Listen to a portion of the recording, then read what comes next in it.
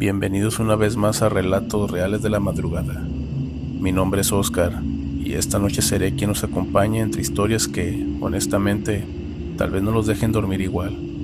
Pero antes de comenzar, me gustaría que me dejaran en los comentarios desde qué ciudad y qué país nos están escuchando y a qué horas. Así que sin más, acomódense, apaguen la luz y prepárense para escuchar los siguientes relatos que espero y les gusten. Comenzamos. Voy a contarles algo que me pasó hace algunos años trabajando como enfermera en el área de cuneros de un hospital público. Y no soy de las personas que anda contando este tipo de cosas. De hecho, nunca le había dicho nada a nadie, y menos fuera del hospital. Pero hay noches en que me acuerdo y no puedo dormir, y creo que ya es tiempo de sacarlo. Así que aprovecho este espacio para contar lo que me pasó. Para que entiendan bien el contexto, los cuneros son el área donde están los recién nacidos. Es una zona muy controlada, muy cerrada, con acceso limitado. No entra ninguna persona más que el autorizado. Los bebés están en sus cunas, envueltos y durmiendo, y nosotros las enfermeras los vigilamos las 24 horas. Es un trabajo que yo amaba. Todavía lo amo, pero después de lo que les voy a contar, hubo una temporada que llegué a dudar si quería seguir ahí. Y todo empezó con una mamá. La voy a llamar señora Lorena, para no usar su nombre real. La señora Lorena llegó un martes por la tarde a ver a su recién nacido. Era un niño precioso y muy saludable. Fue un parto sin complicaciones. El bebé estaba en perfectas condiciones, todo bien, todo en regla. Pero desde el primer momento en que entró al cunero, algo en ella me llamó la atención.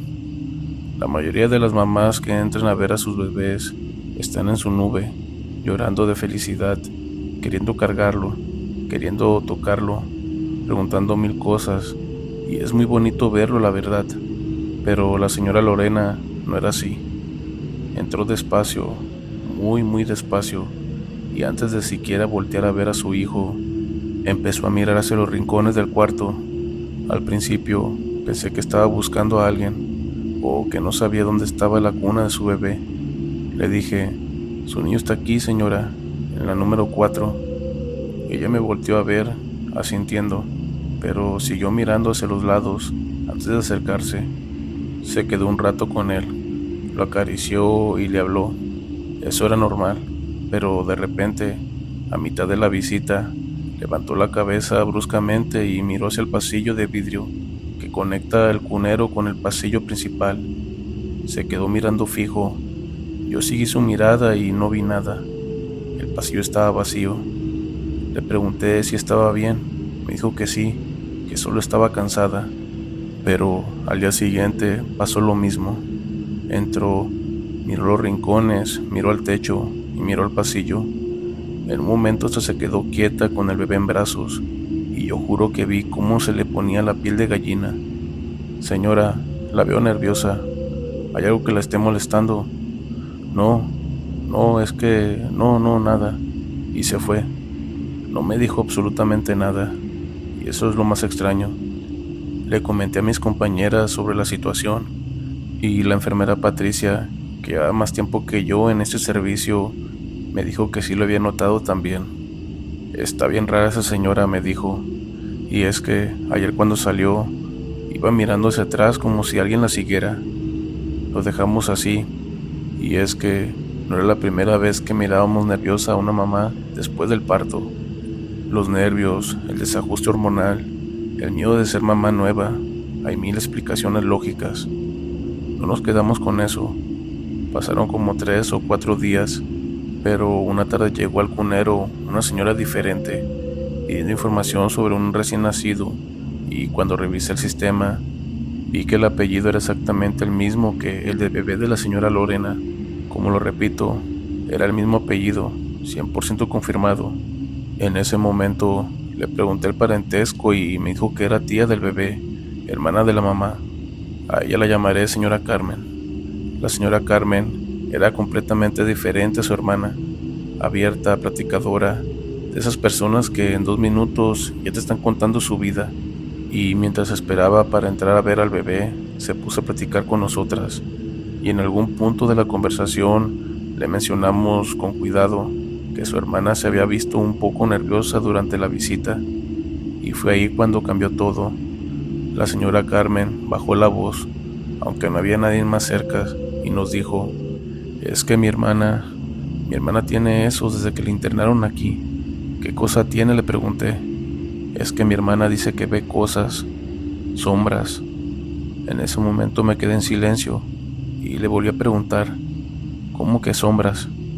La señora Carmen nos explicó que su hermana había tenido un embarazo de alto riesgo. Había estado internada en el área de ginecología varias semanas antes del parto, y fue durante esa internación cuando empezó a ver cosas. Dice que miraba figuras oscuras que se movían por los pasillos, que se asomaban por las puertas y que se quedaban parados en los rincones de los cuartos. Al principio, la familia pensó que eran los medicamentos o el estrés o el mismo miedo por el parto, pero la señora Lorena insistía en que lo que veía era real, que no eran alucinaciones, que eran presencias. Cuando nació el bebé y lo pasaron a neonatales porque necesitaba unos días de observación, la señora Lorena seguía viendo esas cosas en ese pasillo de neonatales, incluso en la sala de espera y afuera de la ventana del vidrio donde los padres se asoman a ver a sus bebés. Y ahorita que el niño está aquí en Cuneros, dijo la señora Carmen en voz baja, pues ella la sigue viendo aquí también. En ese momento me quedé sin decir ninguna palabra y me quedé pensando en todos esos momentos en que la vi mirar hacia el pasillo con esa cara.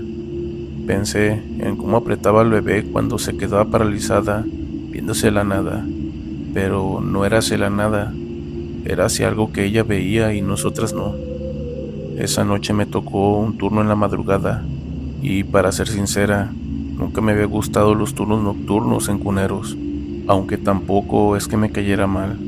Pero es que hay algo muy particular en estar en ese cuarto lleno de bebés dormidos a las 3 de la mañana. Un silencio que no es explicar porque al final de cuentas los bebés hacen ruidos, sus respiraciones, sus quejidos dormidos, pero fuera de eso, el hospital de noche es otro lugar. Y es que literal queda completamente solo, solamente con el personal y los pacientes y algunos familiares que se quedan a cuidarlos. Nunca había puesto atención a esas cosas, pero esa noche sí. Eran como las 2:30 de la mañana. Mi compañera había salido un momento y yo estaba sola en el cunero. Todos los bebés estaban dormidos y tranquilos. Yo estaba sentada en la estación de enfermería, haciendo notas, pero al mismo tiempo al pendiente de los bebés. Y entonces lo vi, en el pasillo de vidrio, esa franja larga y estrecha que conecta el cunero con el corredor principal. Ahí en ese lugar había una sombra parada. Lo extraño era que no se movía, y mi primer pensamiento fue completamente lógico. Era alguien que se había quedado en el pasillo, tal vez un familiar queriendo ver al bebé, o algún médico haciendo rondas, y para asegurarme, levanté la vista para ver quién era. Pero lo extraño y lo perturbador era que no había nadie. O sea, no sé cómo explicarlo. La sombra seguía ahí, pero no era una persona. Solo era la silueta de algo que estaba ahí y estaba mirando hacia adentro, hacia los bebés. En ese momento me levanté tan rápido que tiré el bolígrafo. Fui directo al pasillo a prender la luz del corredor que estaba apagada, y al hacerlo, iluminar todo, estaba completamente vacío. No había nadie. En ese momento no supe qué hacer, así que me quedé parada ahí unos cuantos minutos, diciéndome que había sido un juego de luces, un reflejo o tal vez mi imaginación acelerada por todo lo que nos había dicho la señora Carmen. Pero al final no le tomé importancia, así que me regresé a mi lugar. Pero ya no pude concentrarme en nada el resto de la noche. Al día siguiente le conté todo a Patricia. Patricia tiene 20 años trabajando en ese hospital. Es de esas personas que han visto tanto que ya nada les sorprende. Esperaba que me dijera que estaba exagerando, pero no me dijo eso. Se quedó callado un momento y luego me preguntó en qué parte del pasillo. En el extremo, casi enfrente de la cuna 4, la cuna del hijo de la señora Lorena.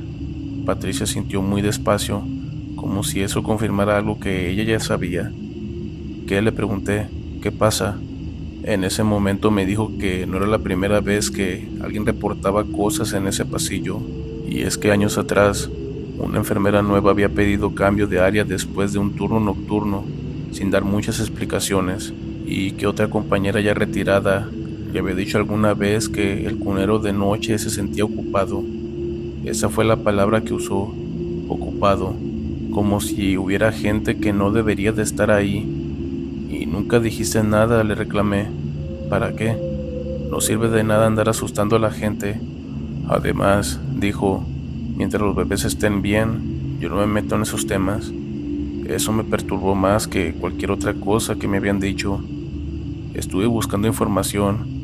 La verdad, no sé bien qué esperaba encontrar, pero empecé a preguntar entre el personal más antiguo, con cuidado y sin sonar como loca. Y al final la conclusión fue esta. Después de haber preguntado y buscado información, resultó que el área de ginecología y el área de cuneros y neonatales del hospital están todas en el mismo corredor del tercer piso. Y el tercer piso del hospital, según la gente que lleva más tiempo trabajando ahí, tiene una fama de no estar embrujado, no de manera dramática. No era un chisme de terror que todo el mundo contara, era más bien algo que la gente sabía y no decía, una incomodidad compartida que nadie viralizaba porque en un hospital no puedes andar diciendo esas cosas, pero cuando preguntabas directo la gente respondía.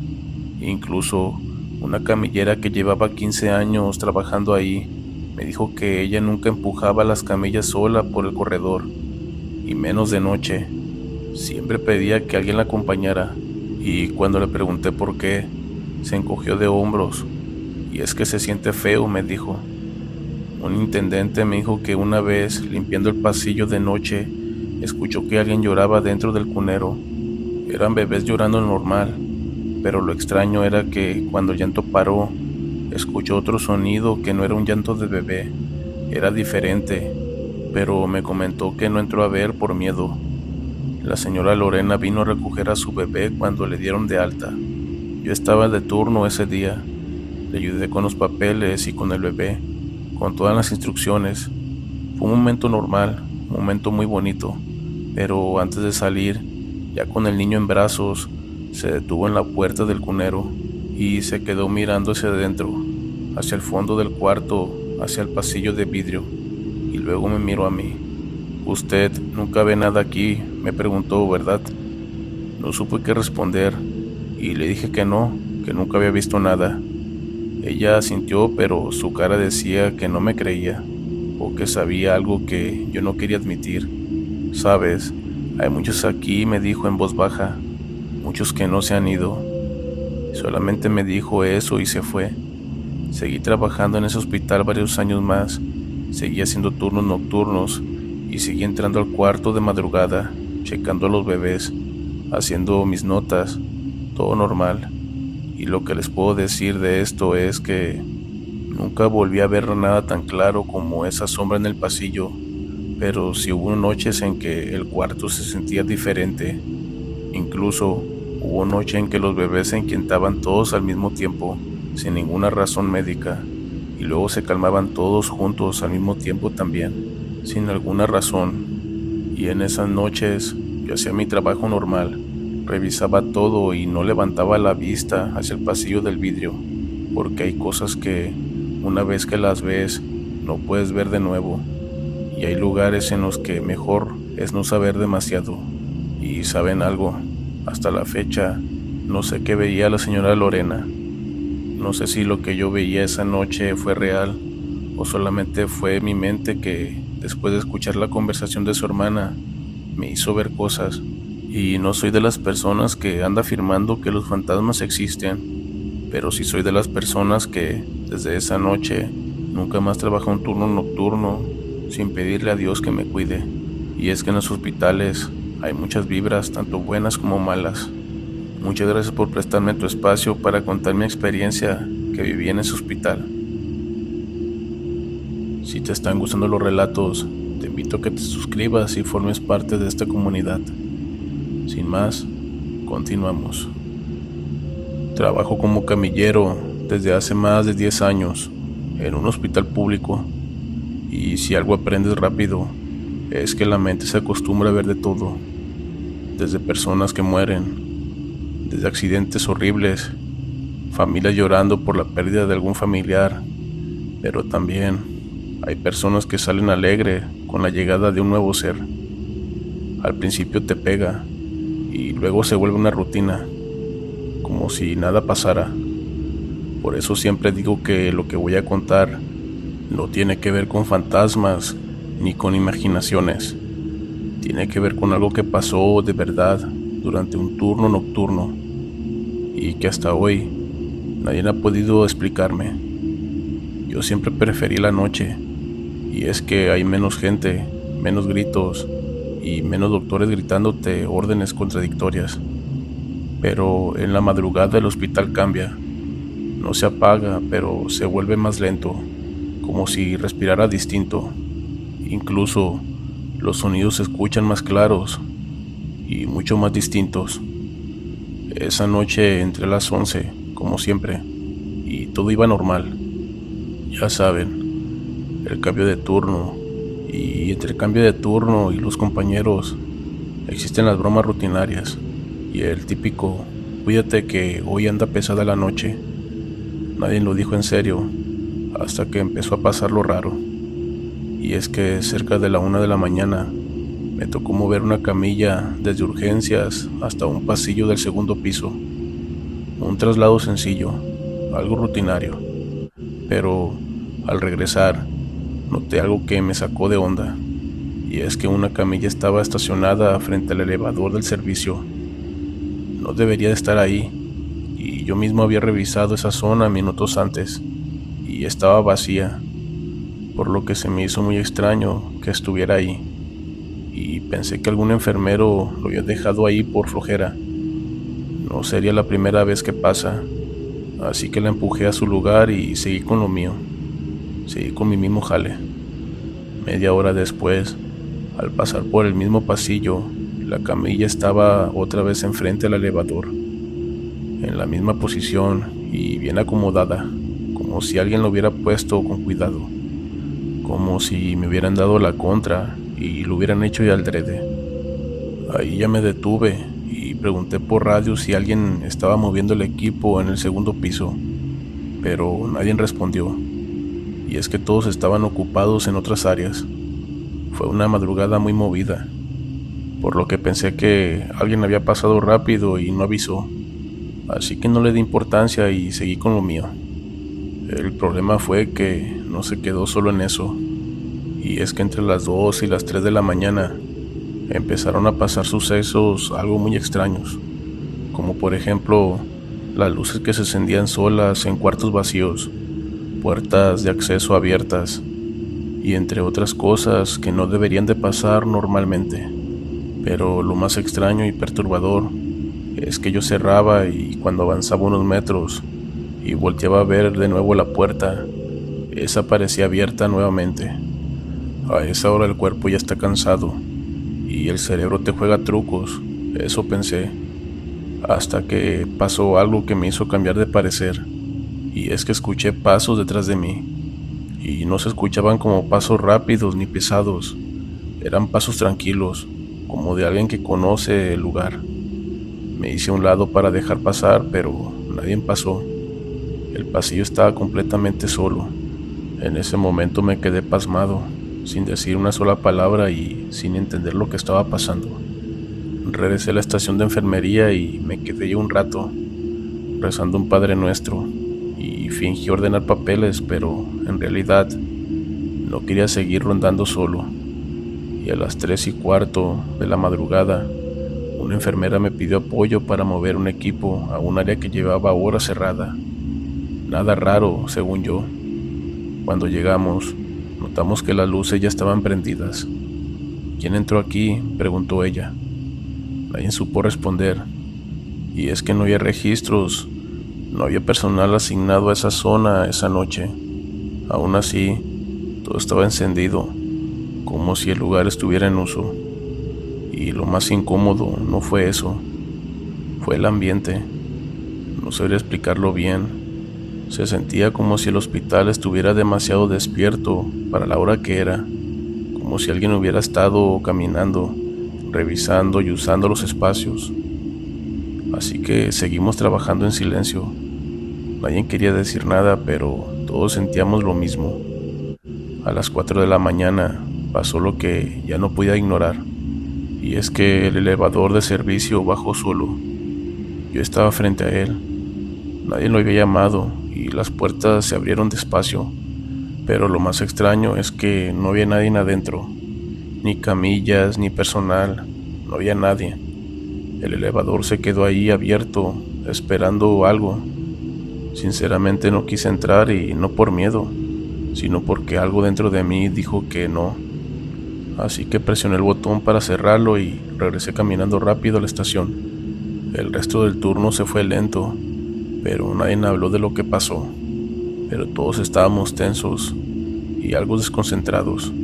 Y al amanecer, cuando llegó el relevo, uno de los compañeros de la mañana nos preguntó por qué ciertas áreas estaban abiertas y con las luces encendidas.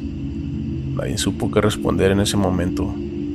Y antes de irme, pasé por el vestidor y mientras me cambiaba, escuché de nuevo pasos en el pasillo, pero esta vez no volteé. Me cambié rápido y salí sin averiguar más. Pero desde ese día pedí cambio de turno, y no porque crea en fantasmas ni porque me haya pasado algo paranormal. Lo pedí porque entendí algo muy simple, y es que de noche el hospital no duerme, y hay cosas que se mueven sin que nadie las controle. Hasta hoy sigo trabajando ahí, pero solo de día, y cada vez que alguien me dice que el turno nocturno es tranquilo, yo solo me río, porque hay noches en las que el hospital parece estar más activo que en el turno del día. Y no por accidentes, sino por cosas extrañas que pasan ahí, pero que simplemente no tienen explicación. Yo entré a trabajar al rastro municipal hace muchos años, y no fue por necesidad urgente ni porque tuviera otra opción. Más bien, era que mi papá ya había trabajado ahí, y dentro de lo que cabe, era un empleo estable, seguro, con turnos largos, sí, pero era seguro. A mí siempre me tocó el turno nocturno, y la gente piensa que el rastro es puro caos, que hay sangre y ruido todo el tiempo, pero de noche es todo lo contrario. Cuando cierran operaciones, el lugar queda casi en silencio. Los corrales vacíos, las líneas de trabajo limpias y el olor todavía presente, aunque no haya animales. Es un silencio raro, pesado, como si el lugar estuviera activo, aunque nadie estuviera. Mi trabajo era sencillo, era la limpieza profunda y revisión de áreas. Era barrer, lavar, asegurar que todo quedara listo para el día siguiente. También nos tocaba reportar cualquier cosa extraña, puertas abiertas, fallas, ruido, lo normal, cualquier cosa extraña. Las primeras semanas todo fue tranquilo, cansado pero normal, hasta que empezaron los reportes de las cámaras. Y es que el supervisor nos avisó que el sistema marcaba movimiento después de la medianoche. Al principio pensamos que eran gatos, ratas o errores del sensor. No sería la primera vez. El problema fue que el movimiento no apareció en los pasillos exteriores, sino dentro de los corrales cerrados. Un corral vacío no debería detectar nada, ni animales, ni personas. Aún así, las cámaras marcaban actividad casi todas las noches, y siempre a la misma hora, entre las 2 y 3 de la mañana.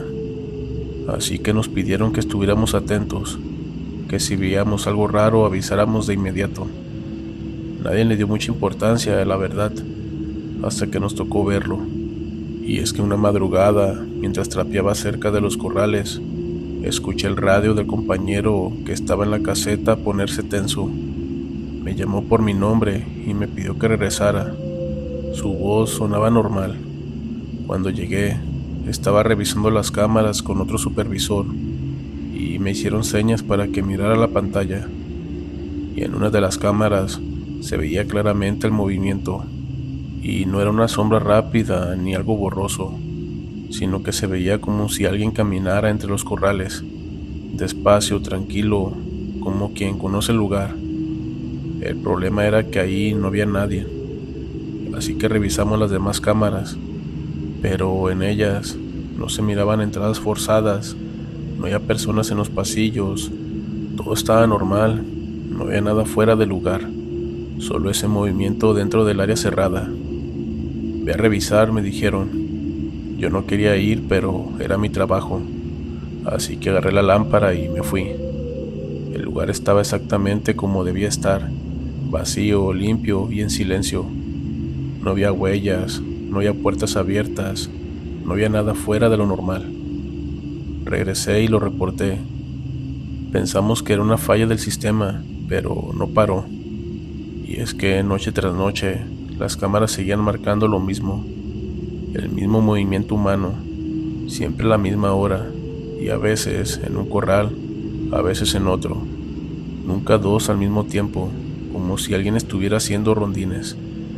Pero un día, un supervisor nuevo decidió revisar grabaciones viejas. Quería compararlas. Mientras revisaba los videos, se quedó callado y nos pidió que nos acercáramos, y en la pantalla se veía una figura más clara que otras veces.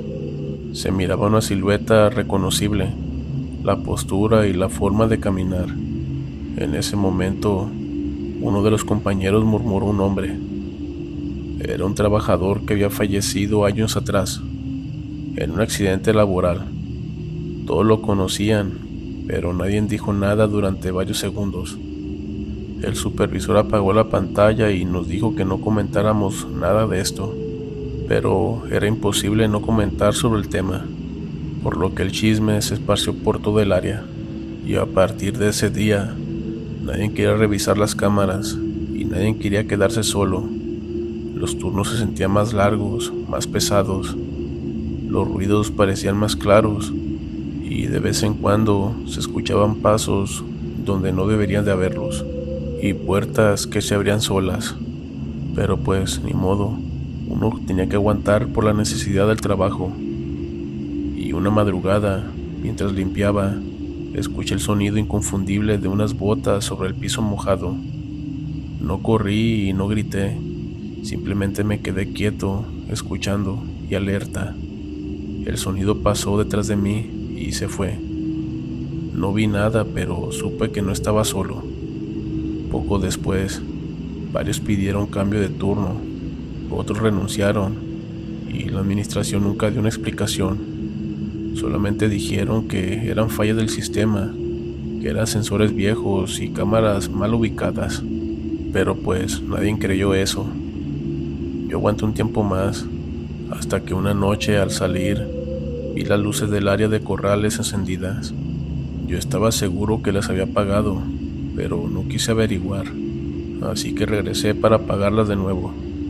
Pero sinceramente ya no quise aguantar más, por lo que no volví al día siguiente.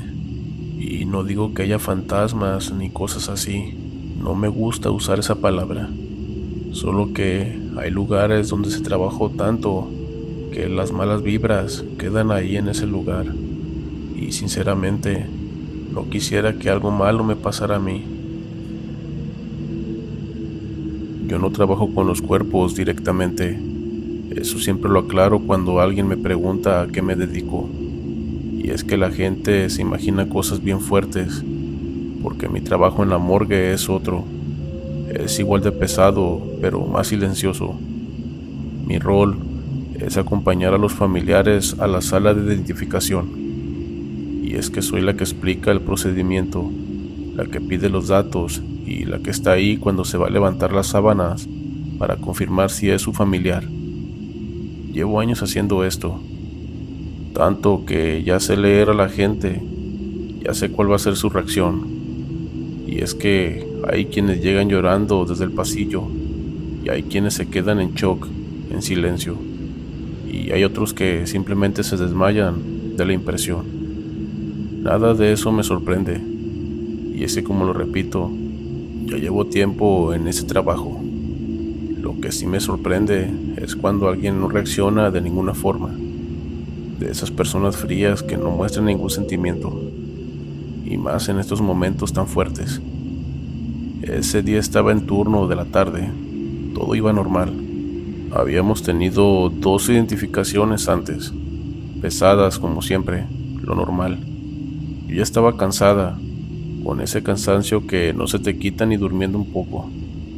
En recepción me avisaron que venía una mujer sola, sin acompañantes, a identificar a un cuerpo, lo típico. Entró caminando despacio, venía muy tranquila, no temblaba, no lloraba. Vestía sencillo, ropa oscura, como si hubiera salido a hacer un trámite cualquiera. Me dio su nombre completo y yo lo anoté. Me dio su identificación y todo estaba en regla, todo normal. Desde ahí sentí algo muy raro, pero no supe qué decir.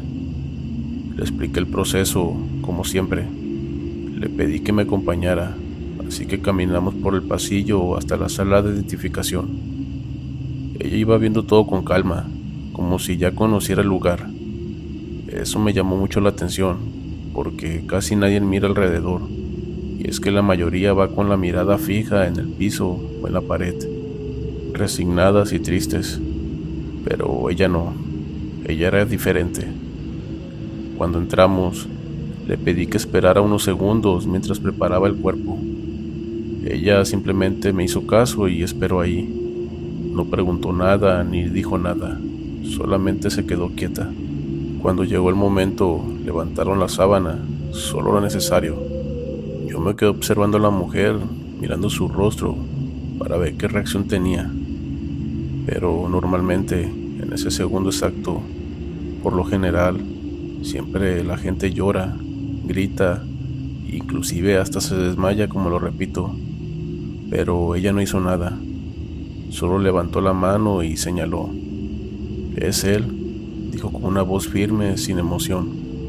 Yo solo dije que sí y bajaron la sábana. Le pedí que pasáramos a la mesa para firmar los documentos, y mientras llenaba el formato, le pedí los datos del fallecido. Ella me los dio sin dudar. Me dio el nombre completo, fecha de nacimiento y todos los requisitos que le pido. Hasta ahí, nada fuera de lo común, excepto por esa tranquilidad que ella mostraba, algo muy anormal. Cuando revisé el sistema para imprimir el acta, el archivo tardó en cargar.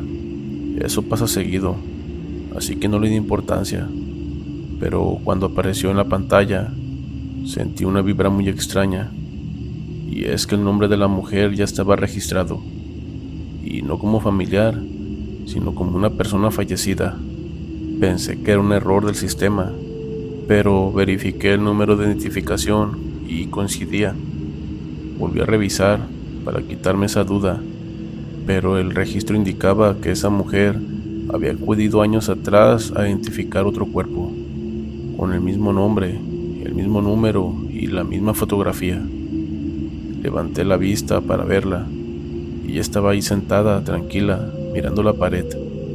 «Disculpe», le dije, «¿usted ya había venido antes aquí?». Ella me miró despacio, sonrió apenas, algo mínimo, como si la pregunta no le sorprendiera. «Sí», respondió, «ya había venido tiempo atrás». En ese momento me quedé sin decir ninguna palabra, asustado para ser sincero, pero traté de mantener la compostura y seguí normal con mi trabajo, como si nada. «Es que el sistema me marca un registro anterior», dije, cuidando las palabras. «¿Se acuerda de cuándo fue?». «Hace varios años», dijo. «Fue parecido al día de hoy». Pero, para ser sincero, su respuesta no aclaró nada, pero tampoco quería presionarla. Y es que a veces la gente repite trámites por distintos familiares. Pensé eso para tranquilizarme, y usé mi lógica. Seguí imprimiendo los documentos. Al momento de entregarle la hoja para que firmara, vi la fecha de registro anterior con más detalle, pero la fecha de difunción asociada a su nombre era anterior a esa visita. Según los archivos, Ella había fallecido semanas antes de haber venido la primera vez. En ese momento me quedé en shock, y es que pensé que estaba leyendo mal, pero para ratificar todo lo volví a leer. Y en efecto, el sistema marcaba claramente la difunción confirmada y el expediente cerrado. No quise averiguar más y yo seguí con mi procedimiento. Le pedí que firmara y lo hizo sin problema. Su firma coincidía perfectamente con la que aparecía en el archivo viejo. Eso ya no era normal. Pero en fin, seguí con mi trabajo. Cuando terminó, le expliqué los pasos a seguir, como siempre, como normalmente lo hago. Me escuchaba con atención, pero noté algo más raro todavía, y es que ya sabía lo que iba a decir, tanto que ella decía que sí justo antes de que yo terminara cada frase. Al terminar y antes de que se fuera, no sé por qué, le pregunté algo que nunca le pregunté a nadie. Disculpe, ¿usted vive cerca de aquí? Ella me miró directo a los ojos por primera vez. No, dijo, ya no vivo en ningún lado. Se levantó, me dio las gracias y salió, así sin decir más. Me quedé parada ahí varios segundos. Sentía que algo estaba mal, pero no sabía qué hacer con eso. Y es que era algo nuevo para mí, a pesar de tanto tiempo que tengo trabajando en este gremio. Fui directo al sistema a reportar el error y les pedí que revisaran el expediente. Esa misma noche, cuando intentaron abrir el archivo, ya no existía, ni el registro viejo ni el nuevo. Solo quedó el cuerpo identificado y el acta firmada. Pregunté a otros compañeros si recordaban a la mujer, pero nadie la recordaba, solamente yo. Semanas después, revisando archivos físicos, encontré una copia del registro anterior. La fotografía era clara, era ella, pero más joven. Era inconfundible, y la causa de muerte registrada era un accidente. Sinceramente no supe cómo reaccionar en ese momento, pero desde entonces, cada vez que entra una persona sola a la sala de identificación, lo primero que hago no es explicar el procedimiento como normalmente lo hago. Primero reviso el sistema, porque desde ese día entendí algo que todavía no sé cómo explicarlo bien.